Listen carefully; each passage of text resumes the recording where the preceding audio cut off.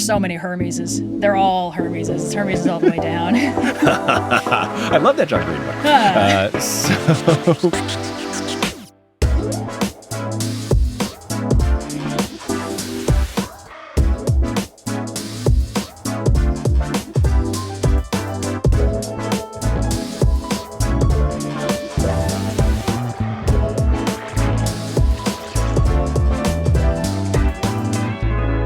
What's good?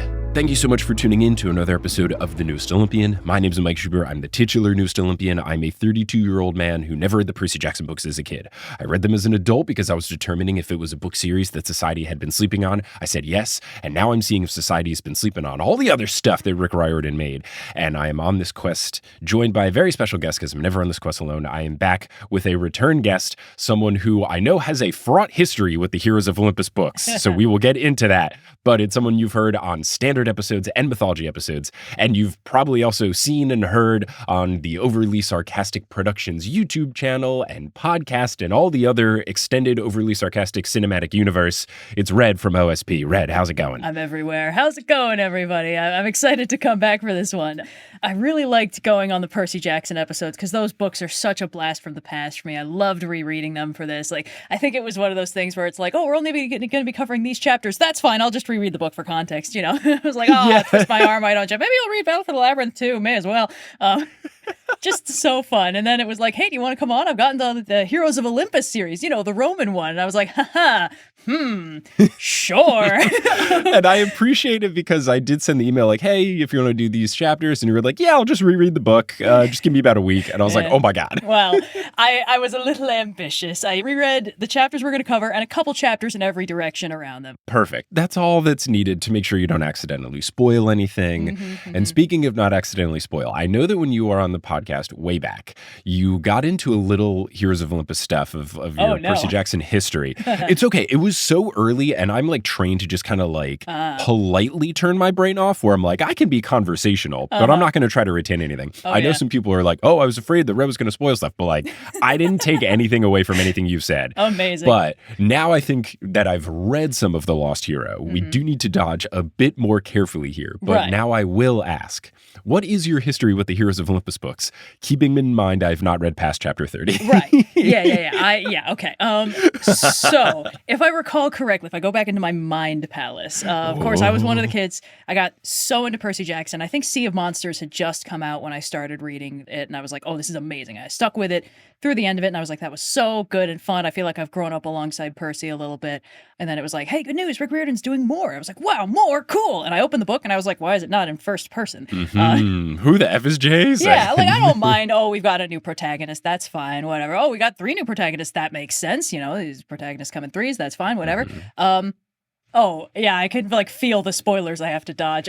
There are certain things that they do later that I really liked about seeing familiar characters from an outside perspective that kind of lets us recontextualize them. I think that's a very cool benefit of the format. But when I was reading through The Lost Hero, and to be honest, I can't remember if I read whichever one came after it. I definitely got... That's the Son of Neptune, I believe. Okay, yes, I did read through Son of Neptune. I definitely, because I was like, I know who that's gotta be. My boy, he must be my boy. So that was fun. But I don't know, I'm definitely one of those people who's like, I'm really into the main character, and then they move on to somebody else, and I'm like, bring back the guy I liked. But yeah, honestly, the main thing that threw me about Heroes of Olympus, it was kind of twofold, I guess, because on the one hand, honestly, the change from first person to third person limited omniscient really did throw me for a loop, because Riordan's like narrative voice isn't that different from Percy's internal voice. It just has a lot of the personality sandblasted off of it. So like the chapters we're discussing today are both from the same character's perspective, but the narrative voice isn't appreciably different between the chapters that are loosely from Leo and loosely from Piper and loosely from Jason. Yeah, that's a good critique, I think. It's not too different. I think Leo's are just like slightly goofier. A little bit, yeah. Yeah. But like Jason's kind of a tabula rasa, and that's not his fault. You know, he has amnesia. Like that's how you expect him to be. But like, sure. I think the main benefit, like I can kind of like reverse engineer why this decision got made, because if you're going to do a story with this many protagonists, it makes sense to be able to have them all have like secrets, but not have to have a single character figure out those secrets before the audience gets to know about them. Right. Which is a thing in the Percy Jackson books. Like, oh, Grover's in trouble. Percy needs to figure that out before we get to find out. Annabeth seems kind of upset. Percy's got to figure out why. And Percy is not the brightest bulb in the box, so, like, it takes him a while. Whereas in this one, it can be like, Jason's like, yeah, Piper seems upset. And then Piper's chapter is just like, my missing dad. And it's like, oh, that's why. Okay, cool. Good to know. So I get the point, but it didn't grab me in the same way that Percy's attitude did. It didn't have the chapter titles, which I loved. It was missing some of that sparkle that had really drew me in. And instead, I just had a pretty decent YA urban fantasy story about a different set of Greek monsters, characters, and gods, and some confusing things about the pantheon that they were dealing with it being like, it's kind of like the Greek one, but not exactly. And I've been getting crap for years because at one point, I don't even remember which book it was. I think it was the Anead. It must have been. Because the Anead is, of course, the Roman addition to the Greek duology of the Iliad and the Odyssey. And then later, Virgil was like, the Aeneid. He was also there this whole time. I mean, he was, but he didn't get up to all that stuff. And it's like, we're talking about all these characters, and it's like, we're talking about Jupiter and Venus and Juno. And I was like, I know who these are, so I can mentally find and replace it. But they're basically just the Greek gods, because this is supposed to be telling a Greek myth that turns into the origin of Rome. So these are the Greek gods. Like, there's more to the Roman and Greek gods than just, this is a rename of the Greek gods. But at this stage, there wasn't much more, at least not in the way Virgil was telling the story. So at the time, I was just like, why does everyone need two names? This is stupid. So, and I was just, in a moment of fury, I mentioned that, and everyone was like, ooh, you don't like the Percy Jackson books? I was like, God, I wish that was my problem. Anyway. Wait, so you had a video that was not even about, it was not Percy Jackson related. No. Did you throw a Percy Jackson dig into it, though? Literally, the line was just, God, this is more confusing than those stupid Percy Jackson books. Because the Lost Hero had just come out, and I'd read through it, and I was nursing it like a minor grudge, because like, where's Percy? But the way I phrased it, everyone was just like, ooh, you don't like those books? I was like, I do like those books. I like them too much. Look, that is, I think, part of the online experience is people just misinterpreting your opinions about something, especially if it's the exact opposite of something. Oh, yeah. Sometimes that'll happen. The internet will misinterpret anything if it's funny. And in this case, it was definitely funny, apparently. Anyway. Oh, my goodness. Well, I am excited to talk about these chapters with you. I'm excited to make my way through these books. And even just mentioning the son of Neptune's name, I think what is fun about the titles, at least I know some of the titles. I think I know all of them, but I don't know exactly the order of the books because, again, I try to just politely forget them. Right. But the son of Neptune, like, yeah, that should be Percy, but also it could be someone else. Could be, It could be Tyson. Who knows? And same thing with the Lost Hero.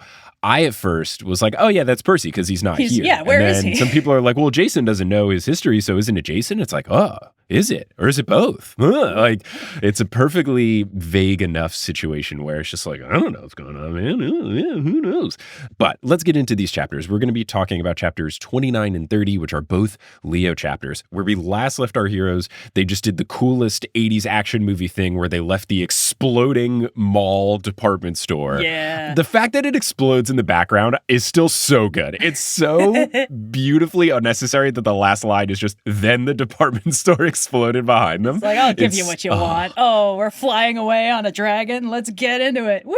So freaking good. Gosh. Yeah. But we now pick up our heroes in chapter 29, which is called Leo, and the opening line is, quote, Leo kept looking back. He half expected to see those nasty sun dragons toting a flying chariot with a screaming magical saleswoman throwing potions, but nothing followed them. And this goes along with my read of these books so far, which is that the opening lines of every chapters are bangers that kind of replace the chapter titles. This is not necessarily a full banger. It's more of kind of a contextual bang, but yeah, it's like, all right, fine, not a full dud. Leo eventually does feel safe, though, when Chicago is long past them. So then he congratulates Festus on a job well done. Festus then makes some funky noises in response, which makes Leo think, okay, this dragon needs a bit of a tune-up probably. And he can also tell that Festus is struggling to carry the additional weight because they've got those two cages with Coach Hedge and all the storm spirits. So he's pulling a bit of an extra load. Piper asks Leo if he's feeling okay, and Leo says, yeah, not too bad for a brainwashed zombie. And then internally, he kind of lets us know that he's still embarrassed about the whole situation with Medea, how easily he was able to be swept up by her spell. And he does thank Piper for saving his and Jason's butts back there, which I think is good. And this kicks off, I think, a very nice run of Leo being very level-headed and a good friend. And it really made me appreciate Leo because, yeah, he's the goofball character, but I think this chapter especially really kind of establishes he's a good dude too. And I really liked it. It's always fun when they let the goofball comedy relief character be sincere. And I think that they strike a good balance with Leo. Because like right from the jump, it's like, this is Leo. He's a goober. He's got a dead mom and he feels real bad about it. And it's like, oh, good. He's got depths. Oh, it's traumatized. Hooray. But I think that this one was good because he wasn't like being defensive or deflective. He was just like, yeah, you did a good job saving the day back there. But also I'm a goober and I'm going to be goofy and silly and stuff. And it's like, heck yeah. So Piper tells Leo not to worry about it, but Leo is worried about how easily Medea turned him on his best friend, Jason. Especially, he's worried because the things that he said as this brainwashed zombie didn't come from nowhere. So he does admit, yeah, part of me does feel a little bit jealous of Jason for always getting the spotlight, and part of me does worry that he doesn't actually need me. But then he goes on to add, this is all as narrator Leo, that he's not proud of feeling that way. And I think that's really important to include in these books because I will say time and time again that I think these books are great hidden PSAs for children of how to be nice people and be good friends. But this is a perfect little thing of, hello, Leo had these bad thoughts. He recognizes that they are bad thoughts. He's not happy with them, but he's not acting like they aren't there. And that's so cool to have in whatever age group. I don't know if these are considered YA or if they're still middle grade like the Percy Jackson books. But yeah, it's a little hard to gauge because it kind of feels like it was expecting to pick up the same audience that had grown up reading the originals. So that would have been like mid-teens, but it's hard to say. And also, I guess some of the like less goofiness, the non-goofy chapter titles could be considered like we're aging it up a little bit. It's a little more serious, a little bit less joking about itself. It's hard to say. I'm not sure. Yeah, I'm sure there's a technical answer. Oh yeah, probably. Like a sticker on the. It's like yeah, the inside publishing TV rating, info. NC-17. No wait, that can't be right. I do think that they do a pretty good job of not having the characters bite each other's heads off in like contrived ways, because that's a thing you could so easily do with character conflict where it's like, oh, we were brainwashed and turned against each other, but I'm still mad about that thing you said. And Jason's just so chill that it doesn't even seem to register to him that he could be upset by that, and Leo is mostly just upset that he said bad stuff, and it's like, that's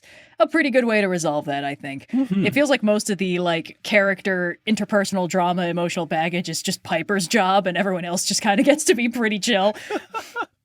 Yeah, no, that tracks. I was going to say earlier, like when you were talking about the difference in the narration things, I was going to say Piper has a lot of worrying. Like, I feel like Piper chapters are more narrator heavy where she's like, oh man, oh geez. Yeah, when I read through the Medea chapter, I was like, God, most of this is just like Piper taking 5 times as long to react to things as the thing takes to happen. It was a funny thing that I don't think it came in the discussion in the live show episode that I did for the Medea chapters, but when I was talking about it with Nathan, my guest, we were just saying like, yeah, really not that much happens in this chapter. No. It's just so much of Piper worrying about what's going on. It's a lot of like the back and forth of Piper being like, guys, don't listen to her. Medea being like, no, boys, do listen to me. And the boys are like, oh, I guess we gotta listen to Medea. And that happens like 4 times, and then the building explodes and they leave. It's like, yeah, cool. It's a pretty short shopping escapade, but you know, lots of internal struggle. Oh, and you know what? I get it. Sometimes it takes me an hour to do the dishes because I'm deep in my thoughts.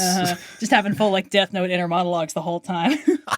This is what happens when my favorite podcasts don't put out a new episode and I don't have anything to listen to when I do the dishes. I have to go into the thought palace, like you said. I'm alone with my thoughts. No. No, my headphones died on my walk to the grocery store. No. So anyway, Percy Jackson, Leo says he's not proud of feeling this way, but Leo adds that what he feels worst about is what he learned about his mother's death. Since the whole thing came from Medea seeing the future when she was in the underworld, and then relaying the information to capital D, capital W, Dirt Woman, who I know at this point has got to be Gaia, and it becomes almost shoved down your throat in this chapter. So close to it, but we'll get to that soon. But because Medea relayed the information to Dirt Woman, it basically means that the death of Leo's mom was Leo's fault, even if his fire powers weren't to blame. because of Leo, we've got her death coming about because Medea saw the potential for him to cause destruction and then kick the plan into action. So he does not feel great having that extra confirmation of, oh yeah, dude, it is your fault. That sucks. That sucks so much. I cannot imagine. Imagine. Yeah, that's a very specific nightmare scenario, and I'm kind of glad that they played that out without really pulling the punch of like obviously the bad thing happened because a bad person did something bad, but like finding that little nugget of like, oh no, this is about me. Oh no, it's just a nice little bit of like heroic angst to throw in there for our otherwise goofball character. Right. And it's writing like this that I think makes these books especially adept at being available and accessible for folks of all ages. Because if you're a kid, you can just go, oh yeah, it's sad because his mom died. And then if you're an adult like me, you can be like, oh my God, what if I lost a loved one and I was responsible for it? Yeah. Because I am fortunate enough where I've lost grandparents, but I haven't lost like any immediate family members. So if I had to deal with that, I don't know how I would process that. But if I was responsible, it's actual nightmare fuel at that point, and it's just like, just daily therapy. Let me have a live-in therapist. Just like always be in my apartment, please. Yep. Leo also doesn't love, if things weren't bad enough, he also doesn't love how excited he was to see Medea caught in a huge explosion. He instantly hoped that she would return to the fields of Asphodel immediately. And I think like, yeah, you're a teenager, you're angry. It's going to be natural for you to go, yeah, I hope you die. But incredibly mature for you to recognize that that's not the healthiest thought. Like that was, of all the stuff, I think that was the most impressive. That I wouldn't have been surprised if teenage goofball Leo was like, well, good freaking riddance. But instead he was like, good freaking riddance. Oh man, I shouldn't wish death upon anyone. Yeah, I mean, it's especially noble because we know she's probably just going to come back, because that's the whole deal of these books, is that all these dead people are not staying dead. And in fact, she didn't stay dead even though she was supposed to be. And so it's kind of nice that he was like, yeah, I'm glad the lady who got my mom killed died in an explosion. No, I shouldn't be thinking that. And it's like, I don't know, Leo, I think you're allowed to think that for like a little bit longer, like 5 more minutes. Just a little bit. Yeah. You don't have to feel so bad because, yeah, you're right. She should come back. Yeah. Or she might. No. It's so scary. Then Leo's thoughts thankfully switch to a bit hopeful as he wonders, quote, if the undead are coming back from the underworld, could his mom return, is his thought. So it's just, I don't have high hopes for this. Somewhere Nico D'Angelo feels a shiver go up his spine. Oh, Nico, come through and talk to Leo about why that's not good. But thankfully, we don't really have to get into that because Leo immediately tries to push that aside. He calls it Frankenstein thinking, which I think is very funny. He identifies this as unnatural and wrong, and he thinks even if Esperanza did come back, it wouldn't be good because Medea didn't seem to have her situation fully together because she had her glowing head and her hissing nails, which we did wonder in the last chapter.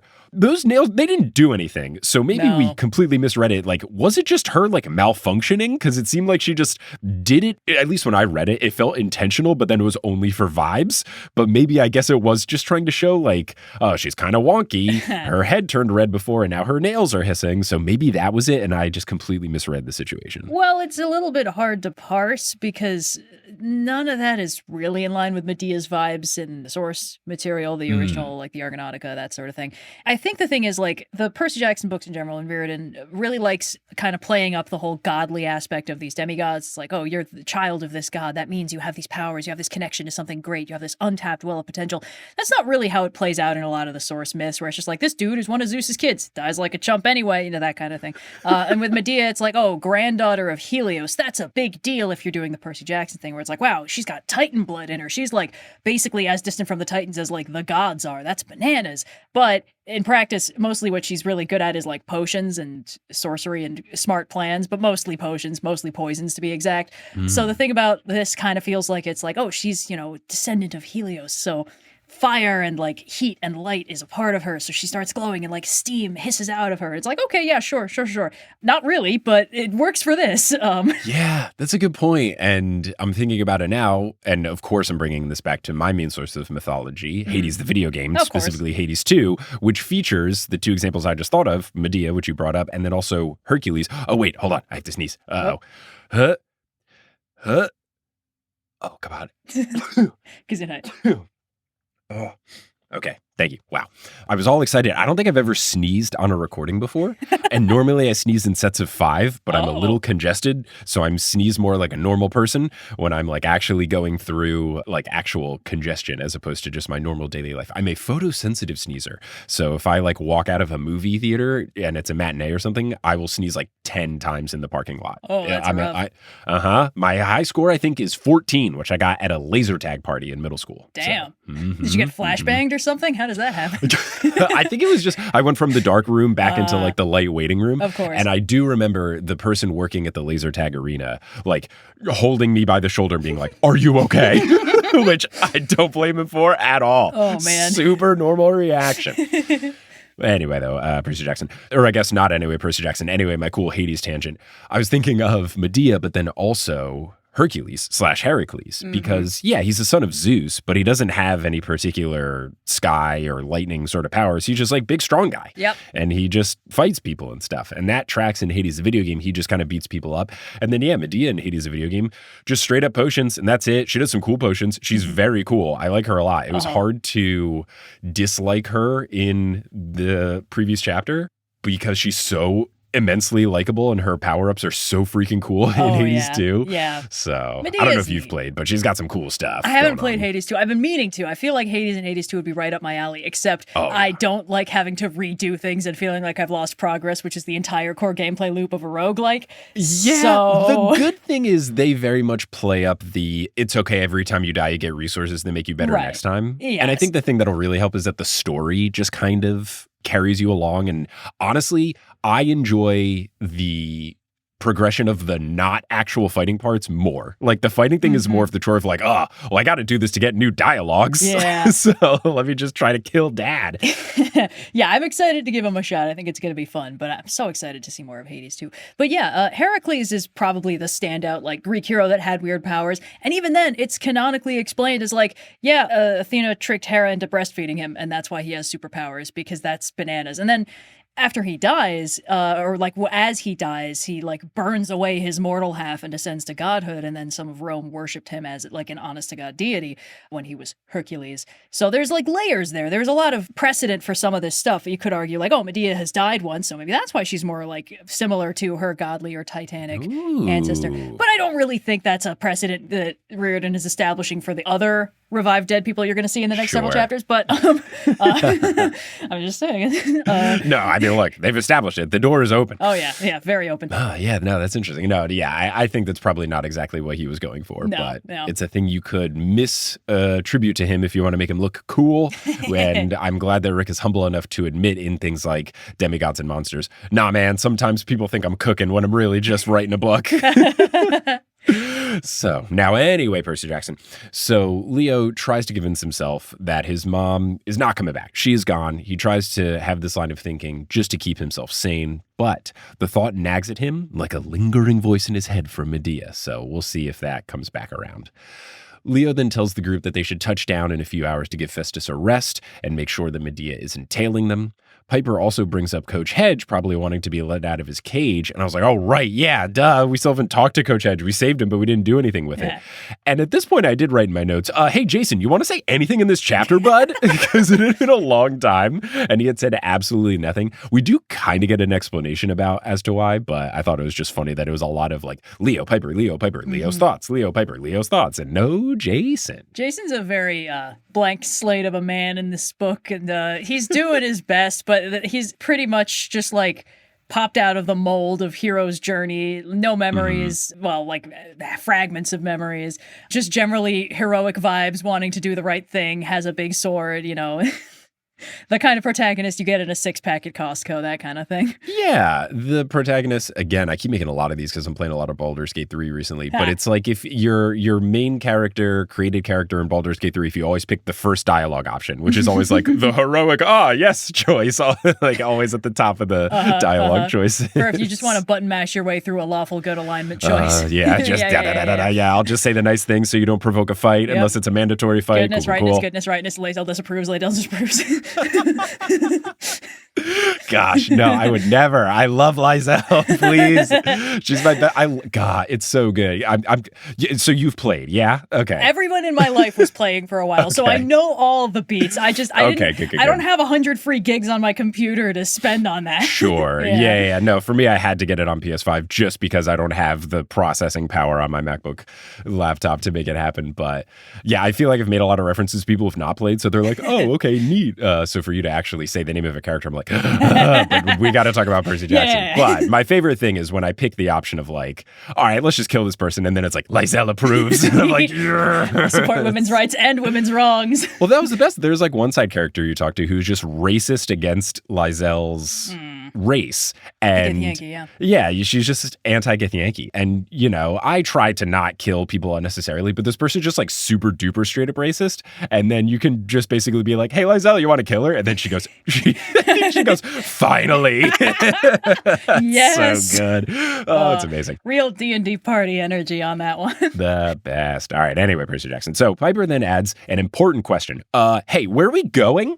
And Leo goes, I don't know, the Bay Area? Didn't Medea say something about Oakland? And I wrote, wait a second, did she? I thought only the Bay Area. So I went back to chapter 28 and she did only say the Bay Area. So maybe because Leo, who does admit in this chapter that his memory about the situation is hazy, maybe he misattributed Bay Area to Oakland specifically, and that's how that got in there. But at least he recalled that.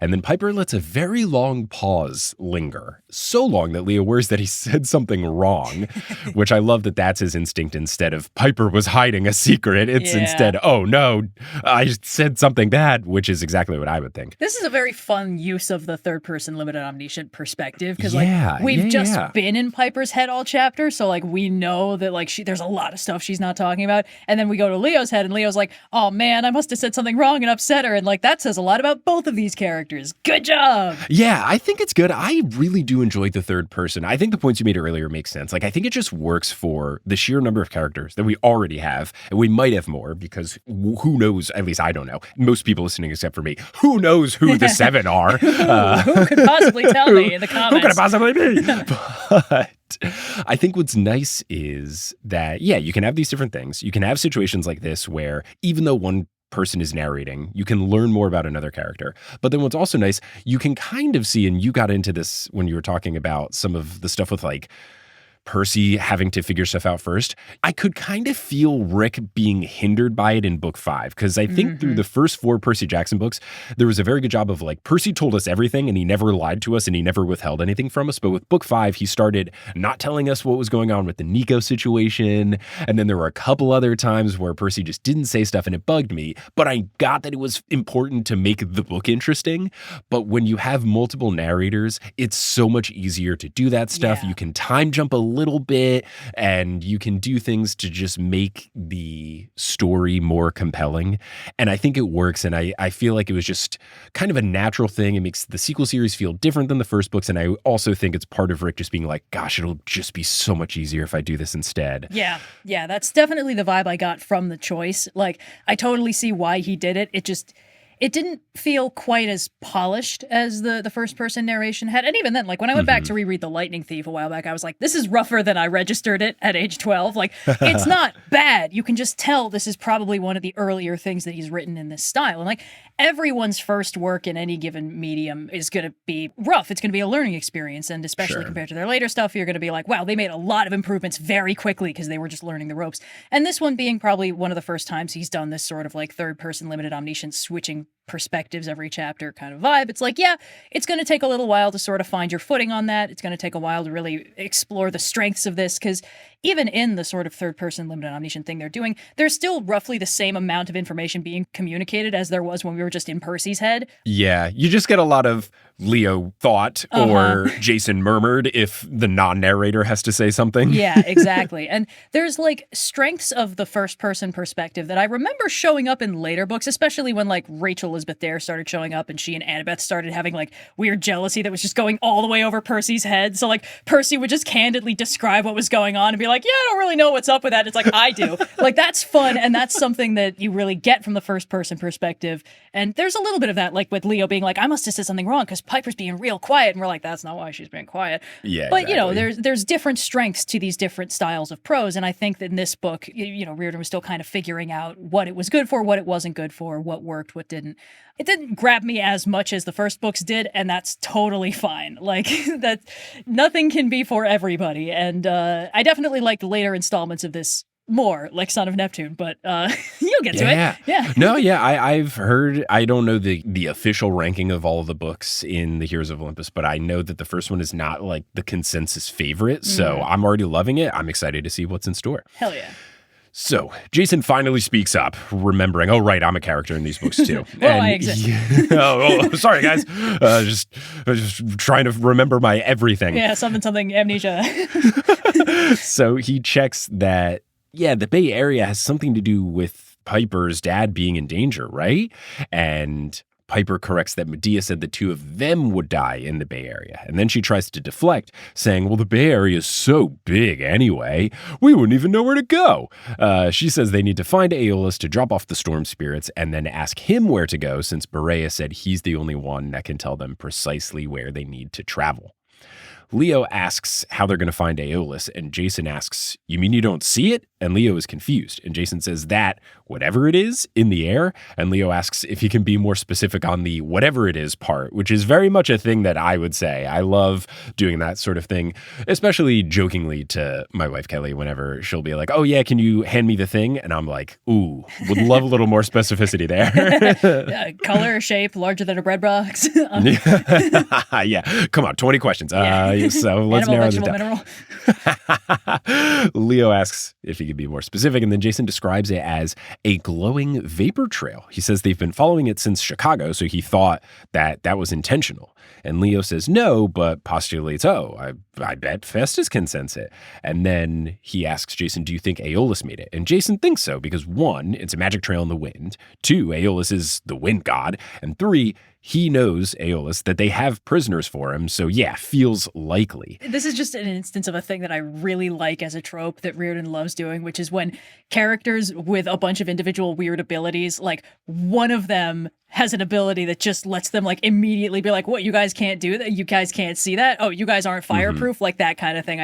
It's one of those best things of an ensemble cast of weirdos, like the X-Men will do this all the time, where it's like, everyone's been taken out by this thing, except for the guy who can teleport, he's fine, like that kind of thing. So when Jason's like, oh, you mean you guys can't see that? I love it every time they do that, and it's so funny, because all the demigods have weird powers, and then on top of like their standard issue weird powers, some of them have individual weird powers. It's like Jason can fly, Leo can throw fireballs. Neither of those are standard issue for children of Zeus and Hephaestus, you know, all that stuff. So it's just very fun because it gets so weird. And like Percy being like, oh, you guys aren't automatically dry as soon as you step out of water. It's like, no, we're not. Oh, you guys can't swim in the Hudson without ill effect. No, we can't. It's just so funny to me.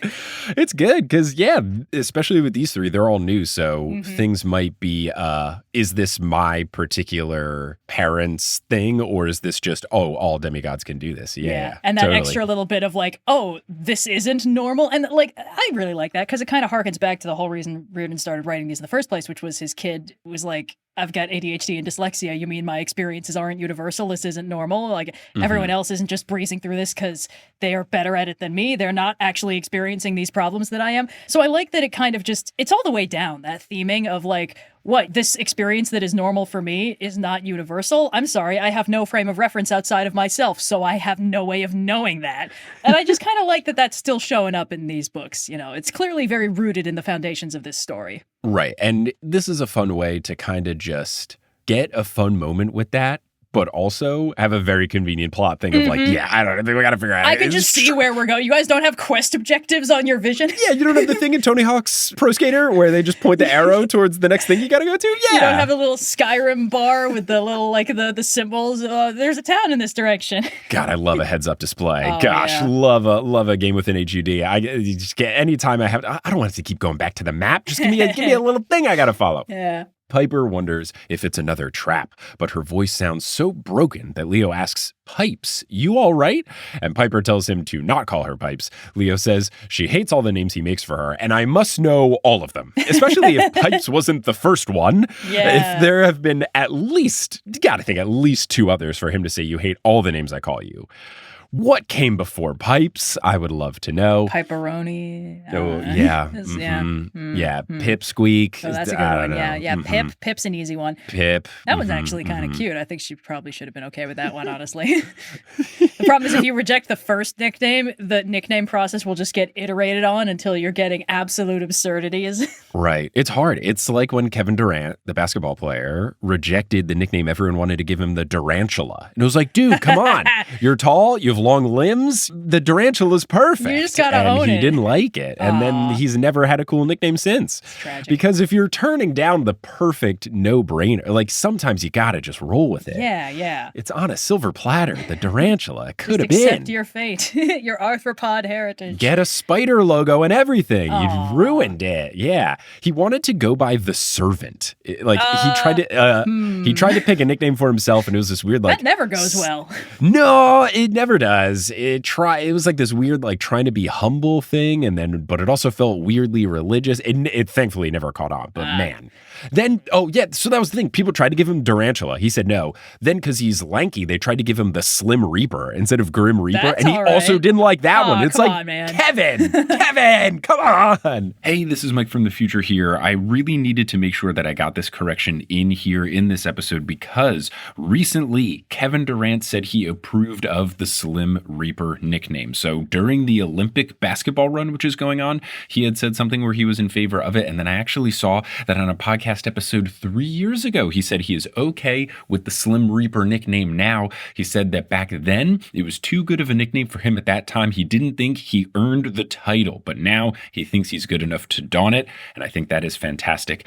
That is my very important update. Anyway, back to the podcast. Maybe it's like one of those things where, coincidentally, a couple weeks later, a spider-themed superhero started showing up, and he had to keep his cover by being like, I would never consider such theming in my... It's like Bruce Wayne being like, why? I think that Batman's a vigilante. He should be off the streets. I could never condone such behavior, and I don't even like bats. And it's like, yeah, sure. So Leo kind of levels with her then and says, all right, but if your dad's in trouble, we should help.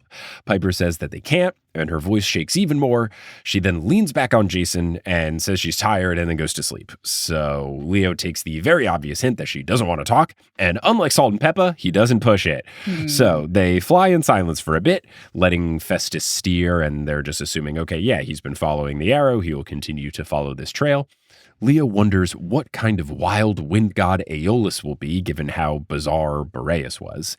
And Leo's mind is buzzing, but his energy level is draining. And that is one of the more relatable things that I go through, especially when I do live shows, when I will travel the same day and I'll have gotten up early and done all the prep for the live show. And then I do the live show. It's like my body is exhausted, but the adrenaline is running through my brain. I can't sleep. It's such a weird mix to be very tired in one part of your body, but not the other part. Oh, yeah. I'm trying to remember the last time this happened, but sometimes when I'm really in the zone, I'll be able to just absolutely power through something start to finish. And then about 10 minutes after I'm done, every alarm in my body will start going off where it's like, you haven't eaten in 16 hours. You haven't drunk water in longer than that. You need to sleep. Your legs hurt. Just all this stuff. And I'm just like, all right, one at a time. I promise I'll get to it. I'll get to it. Let me complete all my objectives. Yeah. Compartmentalization is an amazing thing, but it does not work forever. So Leo begins to doze off. Jason tells him to, quote, catch a few Z's because Jason is hip. And Leo tries to protest, but Jason insists on taking the reins because he's not tired and he's the only one who can see the trail anyway. And I then wrote, oh, Sky, right, gotcha. Yup. That classic. Makes sense. Zeus kid. Leo immediately passes out once handing over the reins to Jason, and I thought, ooh, okay, dream time. And I could tell that this wasn't the end of the chapter, so I'm thinking, all right, we're going to get one of the situations where we will get a dream until the end of the chapter. Let's see what we get. And The dream begins in a very interesting nature with an AM radio sounding voice kind of crackly saying, "Is this thing working?" And everything is gray and hazy with interference running over Leo's dream site like he's dreaming with a bad connection, which is a fun vibe. It's just such a funny energy. I mean, like, I guess it's spoilers for the very next sentence, but I love that Hephaestus and everything he does has this sort of like over-engineered vibe. All the other gods are very like mystic, ancient. We're sort of out of place in the new world. And he's just like, oh, I need to talk to my kid in a dream. Break out the old CRT TV and get the antennas up. It's just like, yes, amazing. It's so fun. So yes, Leo's in a workshop of sorts, but it's not the camp forge because it's too big, or Bunker 9 because it's warmer and more comfortable. And then he is met by a bearded man in grimy blue overalls with a lumpy face. So very clearly Hephaestus, and normally Leo would have been in awe, but given the past few days, he just feels annoyed that Hephaestus didn't show up sooner. So he says, after 15 years, great parenting, fur face. Love this. Fantastic introduction from Leo. And then he asks Hephaestus what he's doing in his dream, and Hephaestus laughs as this attitude reminds him of Esperanza, Leo's mother. Leo says she's been dead 7 years, not that you'd care, and Hephaestus insists that he does care. But Leo calls BS because he's never shown up before today. And then Hephaestus starts fidgeting with a motor, which is also Leo's nervous tick, so he can sense that Hephaestus is uncomfortable in this situation. Hephaestus then admits that he's bad with children, but actually he's bad with all people, but actually he's bad with all organic life forms. So, not his forte. And he says that he considered speaking to Leo at Esperanza's funeral, but chickened out. Then again, he considered doing it at Leo's 5th grade science fair when Leo made a steamed powered chicken chucker, which I gotta know, live chickens? Dead chicken? Maybe it's chicken like those nuggets? salmon cannon things. It's just like for heating them. Yeah. To like get into the tube sort of I thing? would assume so. I can't think of another use for it, but I thought this whole thing was very sweet. It's like, oh, we got two socially inept goobers, but socially inept in completely opposite directions. So Where fun. Hephaestus is like, people are upsetting. I'm just going to be over here. Whereas Leo's like, people are upsetting. Time to hide that with comedy. Just like, oh boy. Very fun vibes. Hephaestus then draws Leo's attention to a bronze mirror on a work table that shows Hephaestus what Leo is up to. They both get tripped out a bit because then Leo asks, "Oh, you're watching me dream this dream right now?" And it's a very funny sort of, whoa. But Hephaestus assures him that the point is he's got this thing where he can watch Leo and he's always watching. And we just get big Santa vibes all around. Kind of looks like Santa, has Makes a bit of a sees you when you're sleeping. Yeah, I didn't even think about that. Workshop vibe, you're right. Wow, yeah. It's interesting because it's like very sweet and heartwarming, but it has this slight twist of like, weird that like the whole Percy and his dynamic with Poseidon didn't, where like Percy is Poseidon's only like demigod kid running around at this point. So right. when Poseidon's like, you're very special to me, Perseus, I'm sorry I never told you, it's like, I believe that. Whereas in this case, we know Hephaestus has like dozens of kids and he's like, you, Leo, are my favorite. I have a special mirror just for you. And it's like, Hephaestus, where the was this with your son that died a hero at the end of the one who exploded? What are we gonna do about that guy? Oh, Beckendorf, no. It's just like, no, you're the one I like the most and the bestest. And it's like, okay, that's good for Leo, but doesn't speak great to your parenting in general. I don't know. It's fine. I like you the bestest. It's me, your dad, Hephaestus. Aw, that's the only communication. He gets just like a little card in the mail. He gives him a cross stitch. Here, put this on your nightstand. Hephaestus says, watching is one thing, but speaking to him is different. Leo says, yeah, you're scared. And Hephaestus denies it, but Leo doubles down and then thinks, yeah, sure, maybe Hephaestus is still a jerk, but at least I can see where he's coming from. Leo knows about running away from people, so he can understand another form of hiding from your problems. Leo asks if Hephaestus keeps up with all of his kids because he has roughly 12 back at camp, and I love knowing the numbers. Yeah. I think we have 12 Aphrodite campers and now roughly, I guess, 13 if you add Leo campers for cabin 9. I love knowing the stats. I want to know more of the stats. Yeah, more details. All the names. Please give me everything.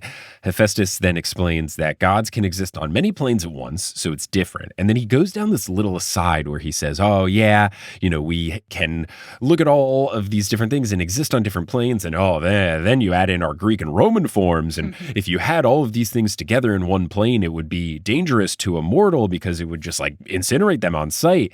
But then he kind of lets that trail off and then says, but anyway, I watch over you particularly closely. And Leo thinks, it feels like Hephaestus was slipping into something important with that aside. I don't know. And then immediately just says, why'd you want to talk to me right now? Especially, I thought the gods were supposed to be silent. So I made sure to note of that because it feels like this might come up at some point where I wonder, it said specifically that it would hurt mortals, but I wonder if it's something where they try to channel the different gods, whether it's just the Greek and Roman stuff, but it felt like they're going to try to do something to consolidate the god's power to destroy someone on one plane sort of thing, where it's if we're able to convince the Greek and Roman things to come together, we can defeat Gaia or something like that. So that felt like an Uncle Rick doing a thing where he's just here's a cute little thing, but make sure you take note of this. So I made sure to take note of this. I did like how he took a little time out of the narration to have Leo be like, hey kids, this is plot relevant,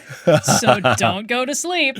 Definitely not trying to give myself a bunch of credit for reading a sentence where Leo then goes, hey, by the way. In case you missed it, significance. But no, it's fun because knowing where this is going, which I will not spoil. I was going to say, I don't know what's going on. I'm not gonna. But it's interesting how transparent it is in hindsight. I mean, this does feel very heavy-handed. It's one of those heavy-handed things, but since you just have no idea the context, it's okay to be heavy-handed. It's totally understandable for, this to be this will come up later. It doesn't ruin anything. It's effectively the narrator going hey, you might want to put a little sticky note in this page, dear reader. Dog ear that one, baby. Unless it's a library book. Don't do that to library books. Yeah, or if it's an e-reader, I guess do a note. Can you do that? I don't know. Some e-readers, even library ebooks, will let you highlight passages or bookmark where you're at. Yeah, the future is amazing. Shout out Libby. I still have weeks waiting on the Trials of Apollo reserves I have for my wife Kelly. Yes, shout out to Libby and shout out to Hoopla if Libby isn't helping, because Hoopla also does that. And sometimes the same library can have different collections on Libby and Hoopla for reasons arcane to me. I had no idea. Well, there you go. I'll have to check out Hoopla. I did not know that. Very fun. Cool. Look at us all learning. Hey. So Hephaestus confirms that in response to Leo saying, I thought the gods are supposed to be silent, that yes, those are Zeus's orders, and it's made Hermes bored out of his mind. Hilarious visual. Hephaestus explains that's why the fuzzy transmission is happening in this dream. It is a pirate broadcast. Yar. Hephaestus says that he used it in the Cold War, but now he uses it for pay-for-view, which I guess feels like pay-per-view is a registered trademark. So we had to say pay-for-view, and viral brain videos, which Leo asks about, but Hephaestus moves on from immediately. What do we think viral brain videos means? Is he doing the thing like an Inside Out where they make you think about triple dent gum?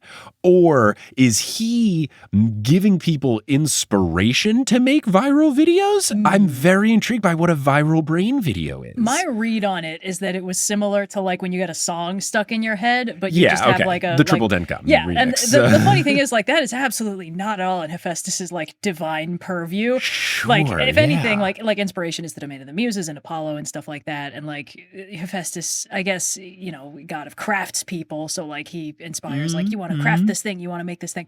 But the mental image that just the Percy Jackson version of Hephaestus sometimes just turns this thing on and blasts cat videos into people's brains for no reason is very funny to me. It's people suck. Let's give them something else to be frustrated by. Yeah, that for me, that is specifically 90s commercials just stick in my head. Nickelodeon magazine, I feel like I can recite a lot of those. There's a Barbie cash register commercial that reigns in my head a lot. There's just one line from it where it goes, price check, close, $30. That plays in my head all the time. The time. Price check, close, $30. It's Barbie! Barbie shop with the cash register.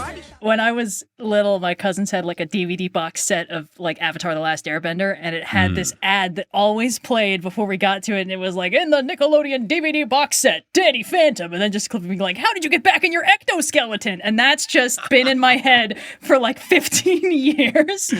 Yeah. How did he get back in his exoskeleton? The world may never know.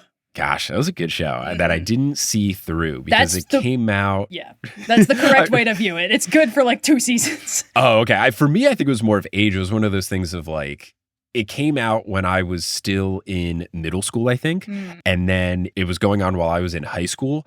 And then my high school in particular was so hard that I was like, television, never knew her. And I never got to watch TV shows again because I would just go to school, do an extracurricular, whether it was a sport or a play or whatever, go home, do homework, and go to sleep. Oh, yeah. I remember like the only show I would watch was like 24 with my family on Monday nights. And I would have to schedule around like, I hope I don't have tests on Tuesdays because then I can't watch 24. And we don't have TiVo or whatever yet because it's 2007. Oh, boy. So, yeah, that's definitely Hephaestus's fault, blasting those into our brains at 3 a.m. How dare you?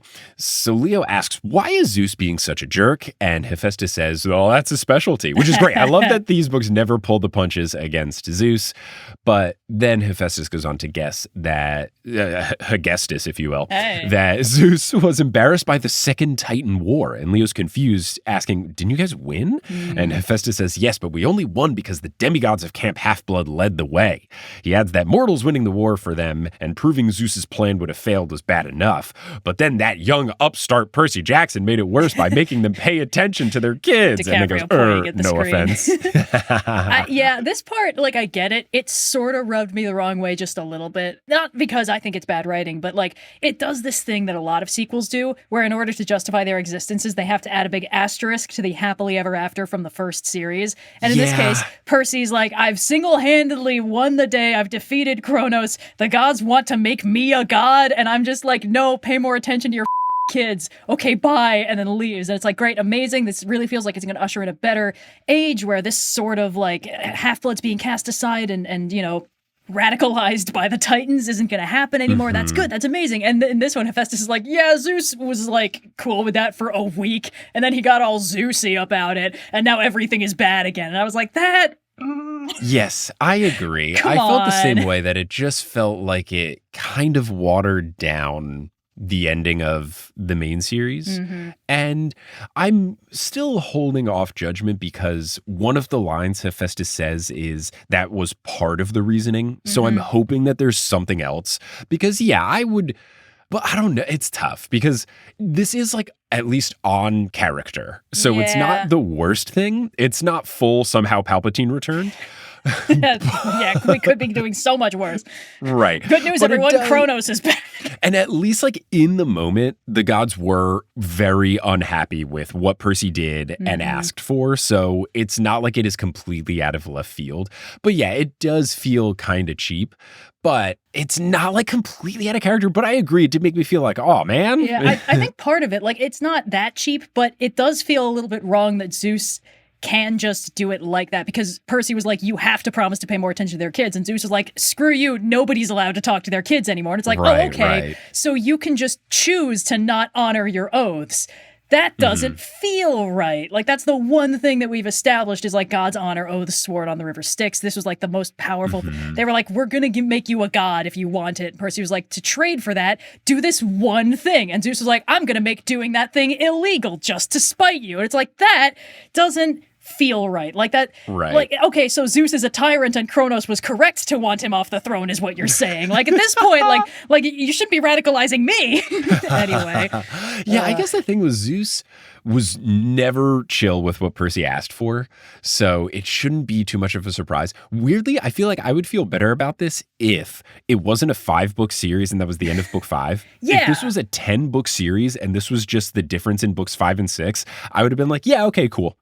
I guess it just kind of feels like because it's supposed to be this like nice, cool ending to the series, it just makes it feel a little more incomplete. But then Yeah. also, I'm like, you still get the big, great prophecy at the end of book 5, so it should never really feel like it's settled anyway. I don't know. Like, it's not going to be settled, but I'm pretty strongly of the opinion that if you're going to do a sequel series, you still need to allow your heroes to have some victories that last. Like, there can just be new problems. And the thing they're doing with, like, Dirt Woman and all the other stuff that's going on is, like, that's different from the first one. At least it's not like, hey, JK, Kronos is still there. He's in even smaller bits now.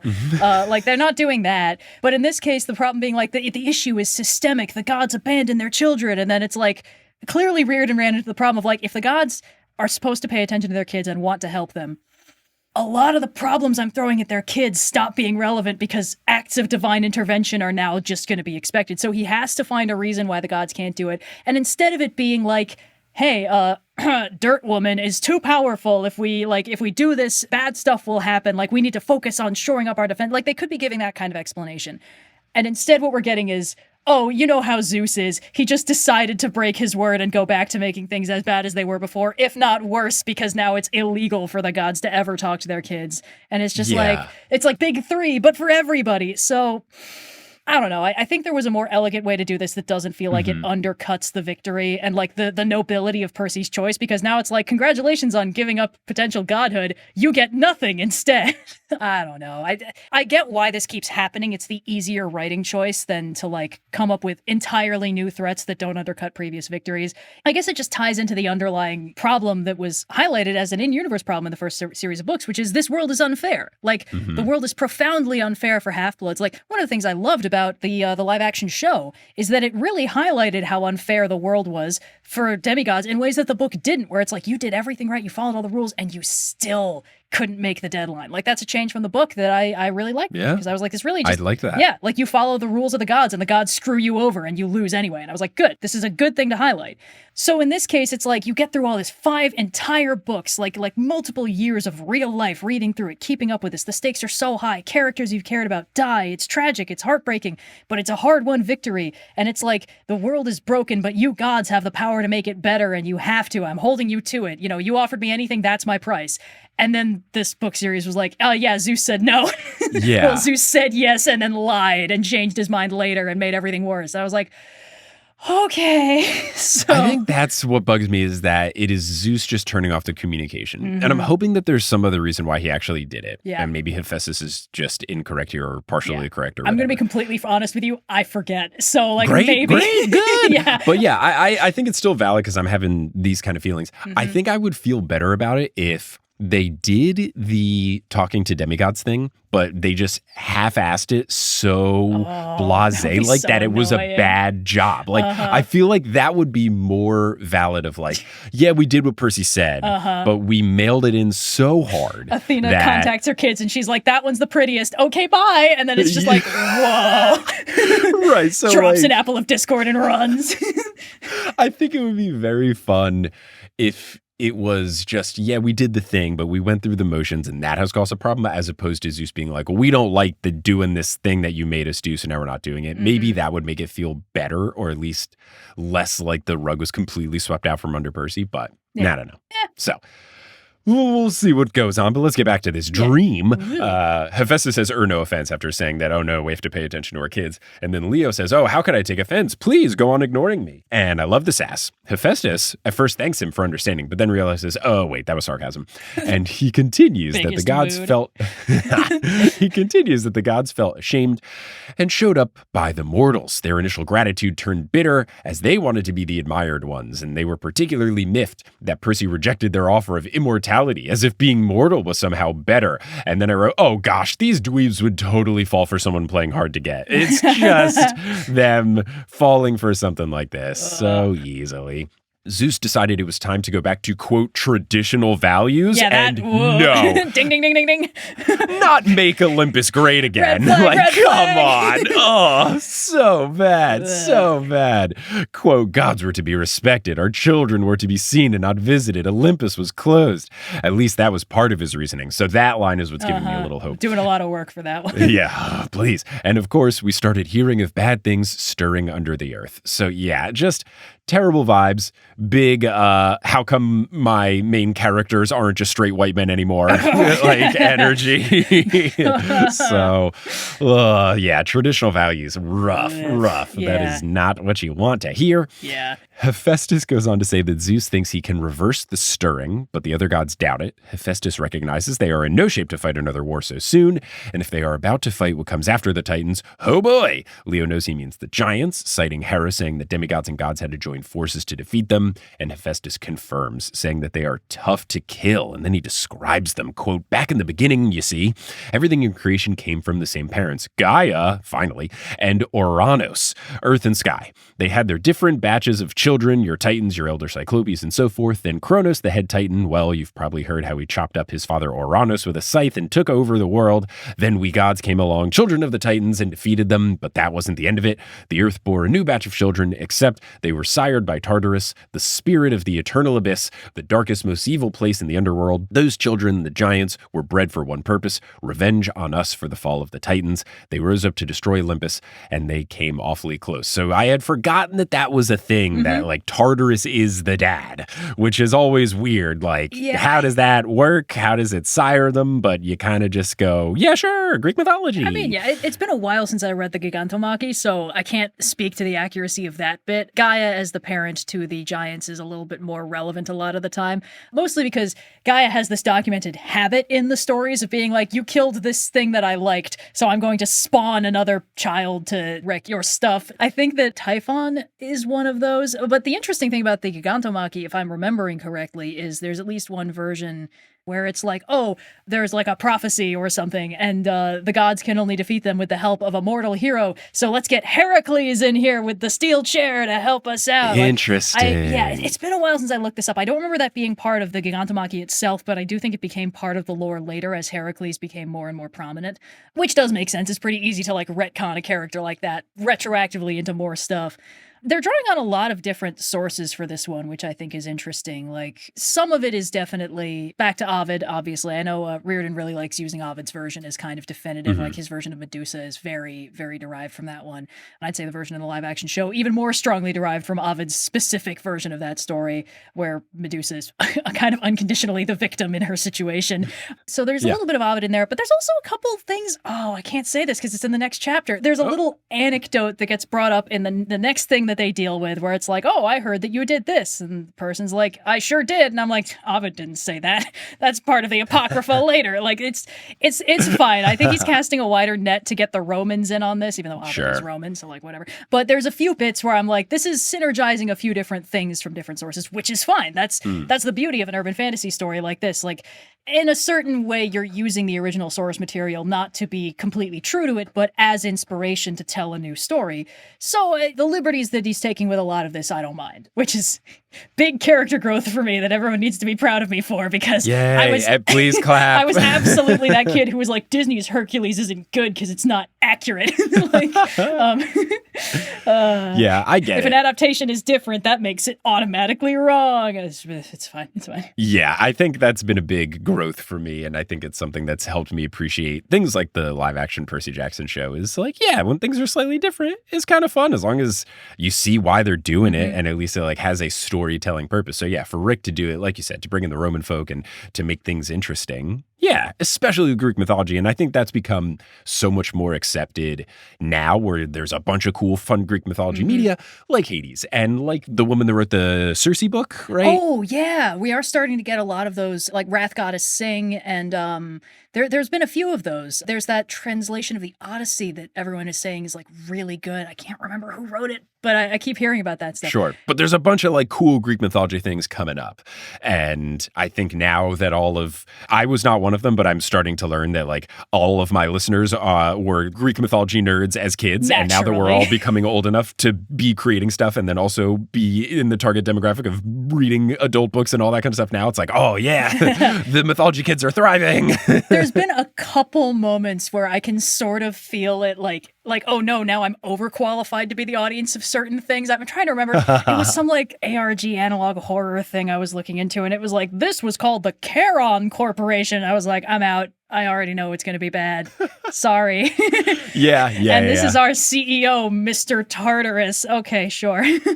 I'm starting to get that a little bit now that I'm more familiar with some of the names. And a semi-related thing that now I just feel like the eyes have kind of washed. I feel like Neo seeing the Matrix. There's so many businesses named after Greek stuff. There's so many businesses. Like any van for anything, it's like, oh yeah, Hermes Plumbing and like Pan, lawn services, so like all Hermeses. this stuff. They're all Hermeses. It's Hermeses all the way down. I love that John Green book.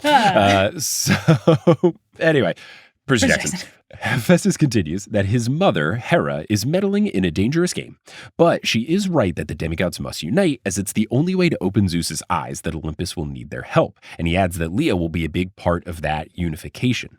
And then narrator Leo says, quote, the gods' gaze seemed far away. Leo wondered if he really could split himself into different parts, where else was he right now? Maybe his Greek side was fixing a car or going on a date, while his Roman side was watching a ball game and ordering pizza. Leo tried to imagine what it would feel like to have multiple personalities. He hoped it wasn't hereditary. A+.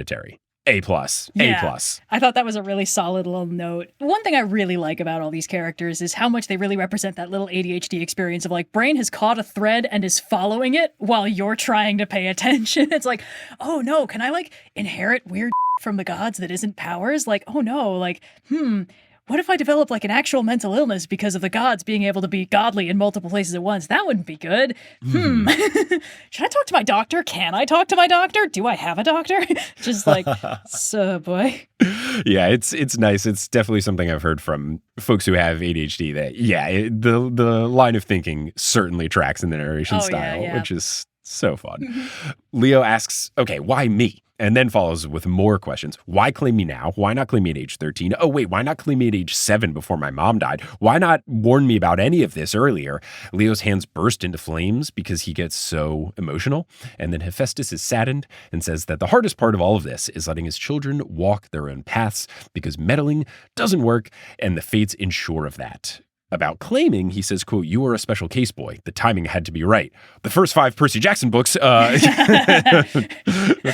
came up with this OC after the fact, and he's so cool, but we got to explain why he wasn't there originally. There are, fates work in mysterious ways. Cool retcon. There are so many cool retcons in these books. I think it's well done. It feels like, you got to make it work. And I haven't felt like anything super cheap yet. They do a lot of work to explain why, like, all the gods were keeping this on the DL and why this never came up before. Like, just the mere concept of, like, BT dubs, we have Roman versions and have this whole time. And it's like, oh, that's the one that feels the most like, but also like, whatever, man. Like, you got to do it. Because the vibe I got from the Percy Jackson books was it's like, oh, these gods have existed, in one form or another for this contiguous, 3,000-ish years.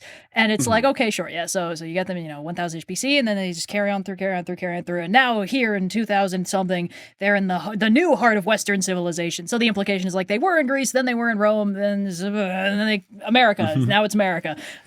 Sure. And so it's like, okay, so the Greek version and the Roman versions are the same. But then clearly, I think what must have happened is Reardon went down the research rabbit hole and was like, oh, these Roman versions are different. And I have to make 5 new books. Like I could sort of see the gears start turning and be like, oh, I have ideas on how to explore specifically the disparity between the characterization in Greece and Rome. Like, I don't remember if it comes up, but like Aphrodite and Venus are basically 2 completely different characters by the time Rome is done with her. Because Venus is Aphrodite is the mother of Aeneas. Aeneas is the mythical founder of Rome. That turns Venus into this hugely central and important figure. So they're like, this isn't just Aphrodite, causing problems, explaining why all these love escapades happen. This is Venus Genetrix, mother of Rome. And it's like, that's different. That's very different. She was almost like the most important deity for a while, at least from certain perspectives. I think it was one of those things where like politicians would be like, Venus Genetrix is on my side, you have to listen to me, like that kind of thing. And I don't remember if that comes up in the later books. I'd be surprised because I think the underlying hierarchy of like Zeus has to be in charge is kind of baked into the way the Percy Jackson books work. But there's interesting things to explore there that I feel like Rick was having an interesting time doing the research about. Yeah, we will see. We will see. The transmission begins to lose its strength, making Hephaestus think that Zeus is sensing it, citing that he is the lord of the air, so he also rules over the airwaves. So then he cuts to the Annabeth chase. Leo has a role to play. Jason is right that fire is a gift and not a curse. Proof, Hephaestus doesn't give that power just to anyone. The giants cannot be defeated without Leo, and the mistress they serve sure as hell cannot. Quote, she's worse than any god or titan. Wonder what that means. Leo then asks who, and Hephaestus says, I'm pretty sure I just told you. Yeah. Which, yeah, dude, you it's did, super you did. duper obvious. But then warns Leo before he goes that he will lose friends and valuable tools along the way. And then I wrote, the belt? No, Festus? And adds that it isn't Leo's fault, though, as nothing lasts forever, not even the best of machines. And then I wrote, Festus, no! Oh, you were getting those death flags thick and fast. And then the entire next chapter. Yeah, which we'll get through super quickly because it's yeah. quite short. But then Hephaestus says everything can be reused, and I wrote cool Festus armor. Yay! Oh. Leo asks what he means because he doesn't like the sound of that. Yeah, dude. Hephaestus says that he's right to feel that way. And of course, then he starts to say, just watch out for, and then cuts out. Classic, love it. This is perfect. Yes, amazing. Wouldn't want it any other way. Oh, yeah. And then we get this funny comedic bit that had been happening where the transmission was switching between this and an episode of Wheel of Fortune. And when it finally cuts out, it goes to Wheel of Fortune when the thing hits bankrupt on the wheel and the crowd goes, aw. And I distinctly remember watching Wheel of Fortune with my grandma and not knowing what bankrupt meant and her having to explain the concept of bankruptcy to me at age 5. Oh, wow.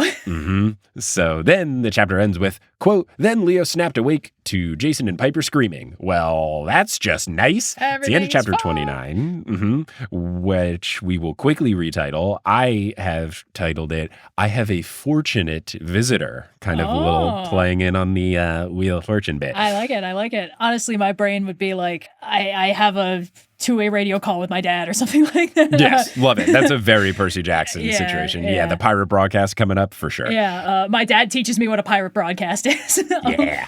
We'll take a break here for the Lost Euro, our mid-roll break, and then we will get into chapter 30 super duper quickly because it's super duper short.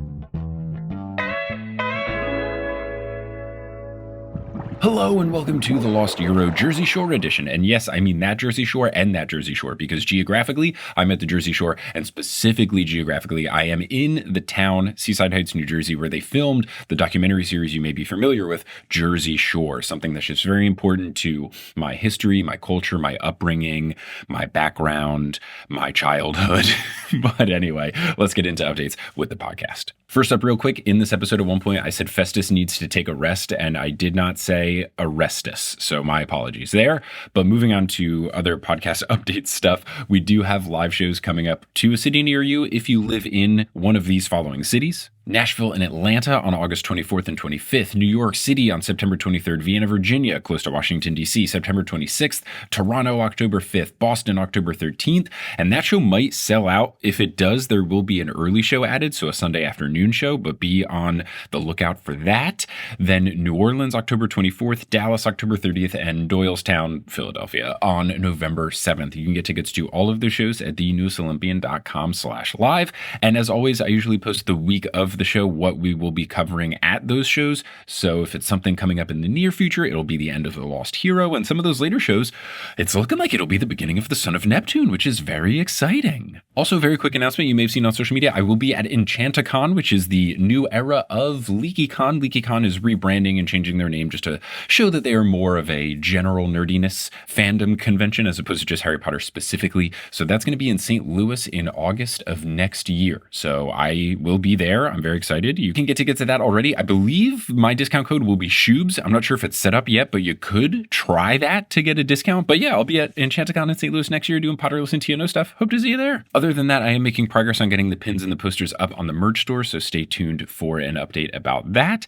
And there might be some other new things coming to the merch store. I'm working on also getting a replay of a past live show we did that was one that hasn't even hit the episode feed yet. So working on that as well. Again, I will post updates about that on social media or on Patreon, and there's some fun stuff coming to the Patreon as well. Going to be putting up new bonus episodes, going to do a new monthly Q&A live stream soon. We recently did that Hades 2 stream where me and Steven played a couple of rounds of Hades 2, the video game. A lot of fun things happening over at thenewestolympian.com/Patreon, and I want to give a shout out to the folks who have joined the Patreon most recently. Shout out to our newest Ultra God tier patrons, 2 new Ultra God tier patrons, that rules. So shout out to Jim Jam Koopy and Kitka Crumbs, and shout out to our newest Demigod tier patrons, Jessica Grace and Nicolo Woderchick. And shout out to Avi, Jesse Koenig, T-Run Money, and Cersei's Trans Clinic, who all upgraded their pledges recently and sent me a message saying that they did so since Patreon doesn't notify me of that anymore. And also a name correction for Michael. Also, yes, if I've ever mispronounced your name, even if it was months past, shoot me a message on Patreon and I will correct it.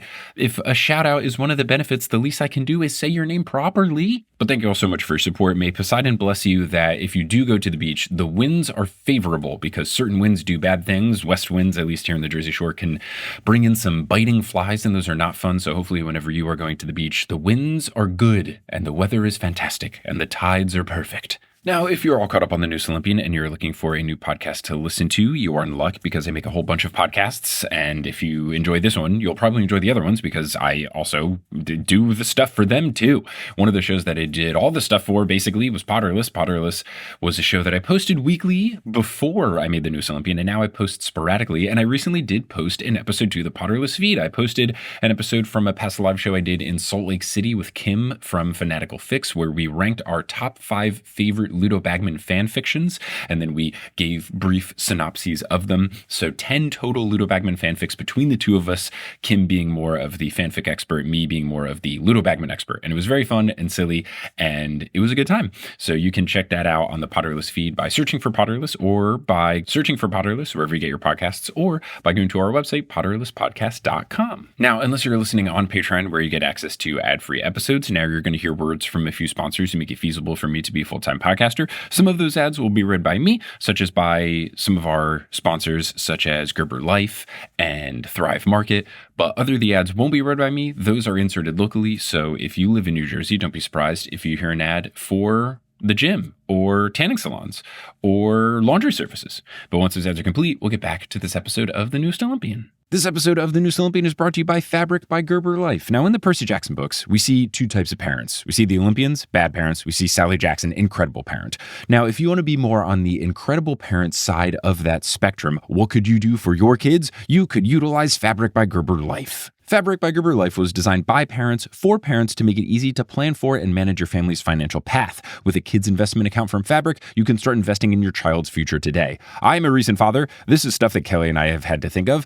And honestly, I haven't given a whole lot of thought besides just like general college fund stuff. So the fact that Fabric by Gerber Life does exist and is here to kind of simplify those things when you're trying to think about your kid's financial future makes me very happy. And it's something that I think you might be interested in as well if you've got little ones that you're trying to plan for, or upcoming little ones that you'll have to start planning for. Since your kids can't invest while they are kids, a UGMA Kids Investment Account allows you to invest on their behalf now, and it gives their investments more time to grow. Funds can be used for basically anything benefiting your child, from tuition to books to summer camps to after-school activities, and then when they're adults, they can use these funds for their first home, their first car, to start a business. Maybe they'll become independent podcasters. Who's to say? There's no contribution limits. There are tax advantages. They are SIPC insured up to $500,000. There's no commission fees. There's just a low, flat monthly maintenance fee. And also, you can make a unique gifting link that you can share with family and friends. So if you have people in their lives that want to help, or if they just don't know what to give them for birthdays and other occasions, they can help grow this investment account. Join the thousands of parents who trust Fabric to help protect their family. Start investing in your child today at meetfabric.com/newest Olympian.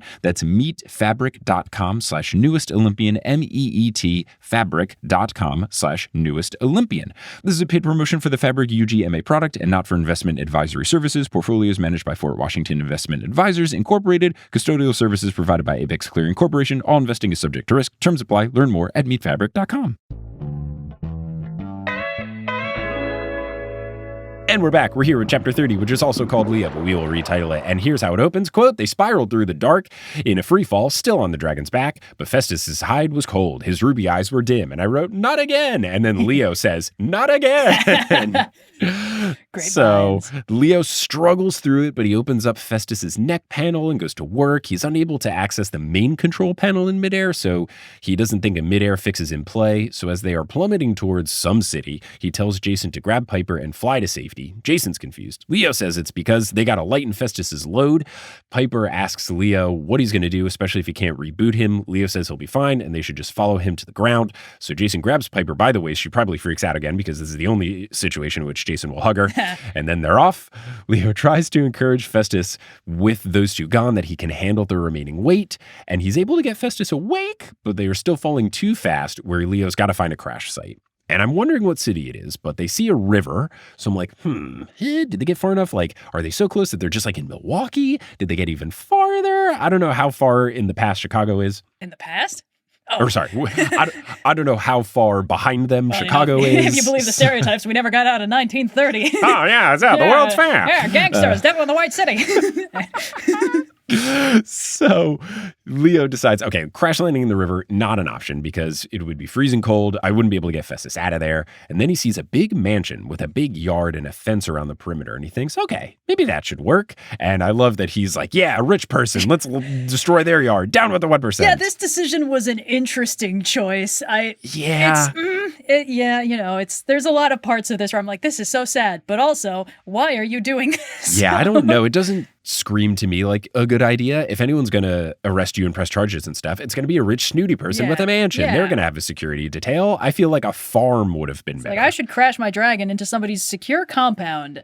That'll make me a lot of friends. I don't know. Like, he's just going through it. Honestly, the main thing I was going through is I was like, you've been falling for a really long time Yes. to have this continuing to be happening. And here we go, because the falling's almost over. So Festus is springing back to life, so maybe things are going to be okay. But as they approach the lawn, spotlights from the fence of this complex shine on them, and then some sort of tracer fire bursts go off. And then Leo hears the sound of metal being cut to shreds. Not good. And then an explosion. Not good. And then Leo blacks out. And when Leo comes to, Jason and Piper are looking over him. He's covered in mud and grease and he's in the snow. He begins to ask where Festus is. Piper tells him through tears, not a good sign, to lie still because he rolled pretty hard when Festus. And then Leo asks again, where is he? Jason insists that he stay still because he could be hurt. Leo gets to his feet and sees that the cages have rolled in different directions, but they're unharmed.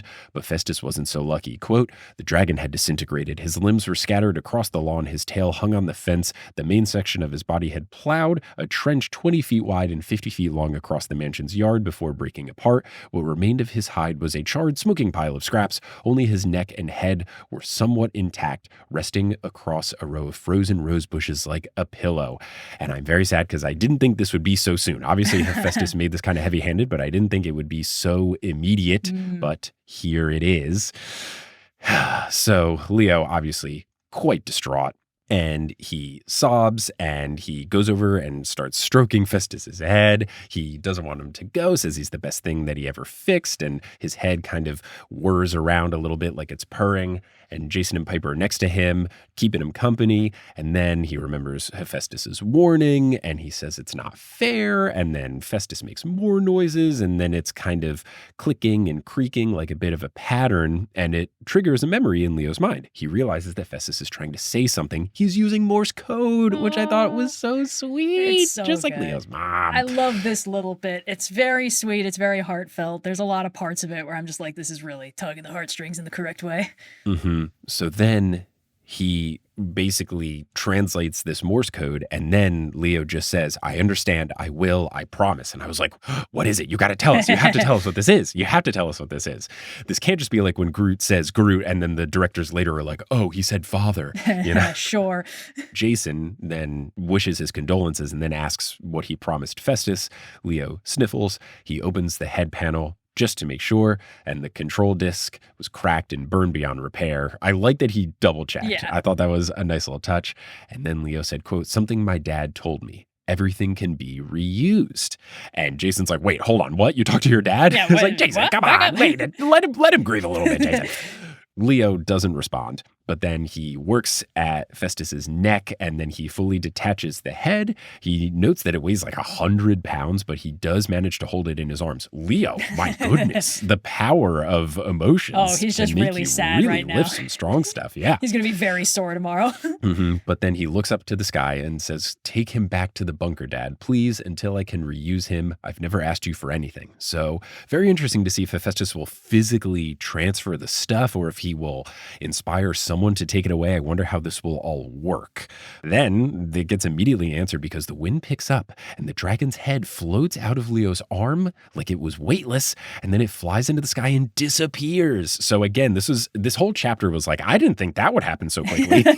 For Yeah, me. we're really speeding along. Yeah. No, yeah. Piper, similarly to Jason, is more focused on the Hephaestus of it all than the other emotions and says, he answered you? And then Leo says, says, I had a dream, I'll tell you later, which is the correct response. Leo being the most level-headed here, for sure. Leo then, as the narrator, kind of recognizes, I probably ought to explain things better to these two, but I'm going through a bit of a tough time. Is that okay? Even saying that he feels like a broken machine himself, like someone had removed a key part of him that would never make him complete. Oh, just really tough and a really good metaphor. One that like feels good and on brand for him, but not like cheesily forced. Yeah. I liked it. Yeah. I think that machinery analogies are pretty solid a lot of the time, especially for mechanics and like a person like Leo who tries to find ways to fix things. I think looking inward and being like, oh, can't fix that is like, oh boy. It is kind of interesting that like Leo is carrying all of the like emotional, internal, something's wrong with me angst. Cause like Piper has all this external, everyone's being terrible angst. And Jason's got Mii Channel music just going on loop in his head the whole time. God, what a good So pull. like poor Leo, Leo just has to be carrying all the weight of like, there's something inside me that's broken and I don't think it'll ever be whole again. Hey guys, let's go find girls to flirt with. It's just like, yes, give me a sad clown. I love a sad clown. Every time I read a Jason chapter now, I will just have to think. Yeah, it's just like different elevator music. It's just like white noise. Yeah, The Girl from Ipanema. All the classic Elevator stuff. by Kevin MacLeod. Royalty free as long as you put his name in the description. Yep. And then what else? Oh, Jeopardy theme, all the classics. Classic. Yeah. So again, a very mature set of chapters from Leo. He wants to use this as motivation so that Festus didn't die for nothing. So he's going to use this as a way to channel him on and finish the quest. Then he looks around and he sees that the large white mansion is glowing in the middle of the grounds. They've got tall brick walls and there's security cameras all around, and he can sense that the walls are defended. He asks, where are we? But then clarifies, I mean, what city? And Piper says, Omaha, Nebraska. I saw a billboard as we flew in. Quote, but I don't know what this mansion is. We came in right behind you, but as you were landing, Leo, I swear it looked like I don't know. And Leo is able to answer. He can sense it. He knows that it's lasers. Then he takes a chunk of Festus and then throws it towards the top of the fence. And then immediately a turret pops up and fires it and it turns into ashes. So the disintegration, literal, not figurative. The lasers really were frying Festus out here. Which is unfortunate because then it's just like, hey, Leo, why did you steer towards the giant, heavily defended compound? It feels like you probably would have been okay if you just didn't do that. Yeah, I think it's just, you're not in the best circumstances. No, you got to just think like, oh, open field. Yeah, sure, cool. Like, I think like it needed like one more sentence of just like, here's the internal logic of why that is. Like, oh, there's a hill and there's like a thing on top of the hill, but I'll deal with the thing later or something like that. Or like, right. He at least weeded out what would be the worst one of Icy River, because maybe Leo doesn't make it out of Icy River. I mean, to be completely honest, I'm not sure how Leo made it out of falling out of the stratosphere on a dragon and not even getting caught by Jason. Like, and you are not alone, because Jason asks how they're even alive, and Leo says it's Festus because he took the hits for them. But there I is understand still the taking fall. the lasers, but you did still fall for long enough that you could make multiple failed attempts to fix your robot dragon and say multiple sentences. Like, things fall fast. Like, there's math for this. It's fine. Maybe he went into the settings like in the Spider-Man video game sequel and just turned off fall damage. Yeah, or he just hit maybe someone cast Featherfall. Yeah, it's one of those video games where if you hit the pause menu, your character loses all momentum. So like, right. Yeah, you just jump at the end, so it's okay. He didn't expire his 2 jumps, so just before he hits the ground, he jumps. Exactly. He does like the air dodge or whatever you do in Smash. Like, he's totally fine. Perfect. He parried the ground so that all the falling damage got deflected. Totally fine. Yeah. So Piper then, says some words of encouragement of, you couldn't have known, he saved our lives again. And then Jason asks, okay, but what now? And basically saying, I don't think we can leave, they'll shoot us. And then we get this final quote of the chapter, quote, Leo looked up the walkway at the big white mansion. Since we can't go out, we'll have to go in. And I love Leo continuing his trend of saying cool action lines, and I have no idea what's in store. They've given us no sort of hint at all, but it's been very interesting and very fun, and I'm excited to see what happens next. But Red, thank you so much for joining. Hey, thanks for having me. This was an absolute delight. What a fun set of chapters. What a fun discussion. If people want to find you doing stuff, where can they find you doing stuff? Oh, yeah. You can mostly find me on YouTube at Overly Sarcastic Productions. I mostly do tropes and literary analysis and occasionally video streams and a bunch of other stuff. I've got a large backlog of myth videos and a few more coming out. We've got also a podcast. We do an after show podcast bi-weekly. And I was on it. We talked about the Percy Jackson live show. Yeah. So that one's it's bi-weekly. It's not that bi-weekly. It's the other bi-weekly. That's at the Overly Sarcastic Podcast. I love that gives it no of course true not. clarification, but it's definitely every other week. Yeah, it is absolutely. It's every 2 weeks. It's that bi-weekly. Not the other. You're not a weird news podcast that makes 10-minute episodes. No, not yeah. We should really do them twice a week when we put out videos every week. That makes sense. We have one episode where we can talk about one video and one episode where we can talk about nothing. But that's mostly where people can find me. Cool. Awesome. Well, thank you so much for joining. I really appreciate it. We'll have to have you back in the future, maybe for a Son of Neptune chapter, since we alluded and hinted to that a little bit, or a mythology chat. We will have to see. But until we cross paths again and until I figure out what the heck is up with this mansion, I'll pursue you later. You forgot that was the closer? I forgot that was the closer. Percy's not even in this book so far. Look, he's at least been referenced. He's haunting the narrative. He's still kind of there. Yeah, he's overarching. He's lurking. Where is he? Where's my boy? My boy. My boy.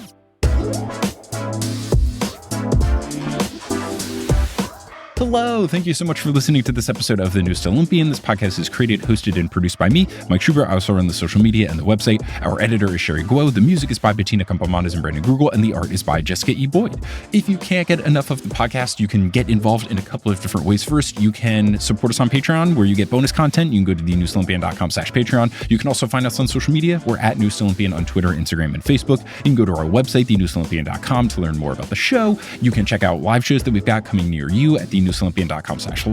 You can check out our merch page at thenewestolympian.com/merch. That's also where the TNO coffee lives.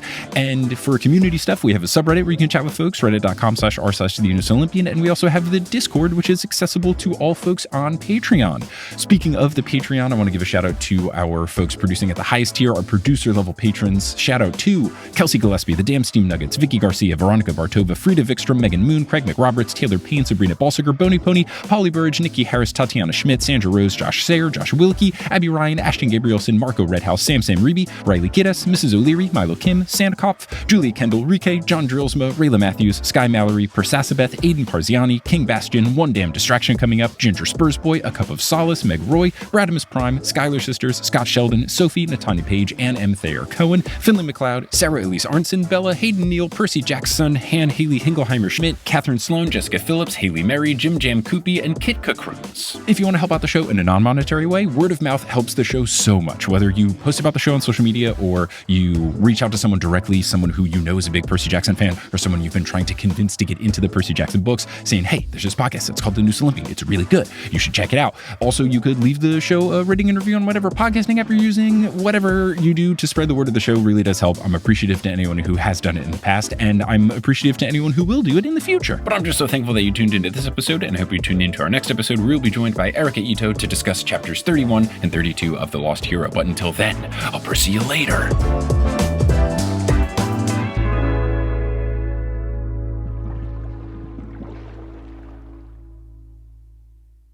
Hey everyone, how's it going? It's me, ASMR Mike. So I'm currently recording this from my parents' closet of the place we're staying in New Jersey, and I'm using my travel microphone.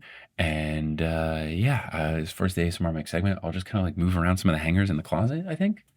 They're plastic hangers, so here they are kind of sliding on the rod. Here's me kind of moving them up and down and clanking them together. Thank you so much for listening.